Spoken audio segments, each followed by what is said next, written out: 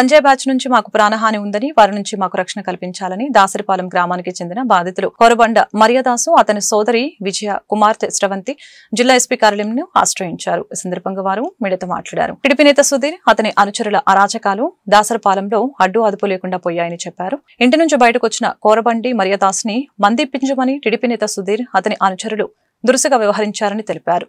మందిప్పించేందుకు డబ్బులు లేవని చెప్పడంతో కోరబండి మరియదాస్ పై దాడి చేశారని తెలిపారు.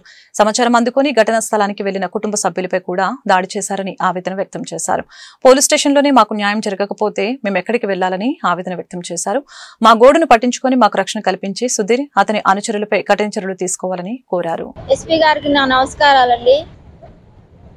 మాది దాసరపాలెం ప్లాట్లు సిఆర్ నగర్ అంటారు.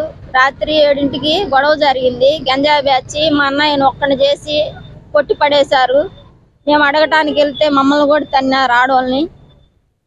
ఏం చేసుకుంటారో చేసుకోపోండి లంజల్లారా అని అక్కడ 10 మందిని అక్కడ 10 మందిని పెట్టాడు.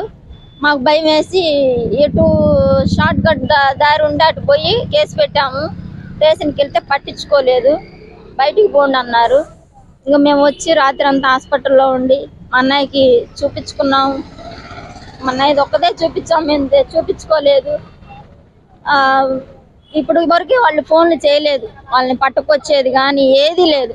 ఆ తెలుగుదేశం ఆఫీస్ పెట్టారనే కానీ ఆ చంద్రబాబు ముఖ్యమంత్రి గారు పరువు తీసేస్తున్నారు ఆఫీస్ పెట్టి. వాళ్ళ అరాజకాలు నైట్ చేస్తున్నారు, పగలేమో ఎరగనట్టే మేము ఆఫీస్ వాళ్ళమి అన్నట్టు మాట్లాడుతున్నారు. కానీ అక్కడ మంచి చెడు ఏమీ లేదు. ఏదన్నా మాట్లాడితే తంతున్నారు, అన్ని డబ్బులు తీసుకుంటున్నారు, కరెంట్ ఆపేస్తున్నారు, ఎవరిని పడితే వాళ్ళు వాడేసుకుంటున్నారు, ఎదురు తిరిగితే వాళ్ళని కొడతామంటున్నారు, ఎట్లా పడితే అట్లా చేస్తున్నారు. కరెంట్ ఎందుకు ఆపారంటానికి కూడా లేదు. అంత అరాజకాలు అవుతున్నాయి. నైట్ పూట గంజాయి తెస్తారు, కొండలు ఉన్నాయి ఆడ, కొండల్లో పెడతారు, ఇది ఇండస్ట్రీలు చేసుకుంటారు డ్రగ్స్.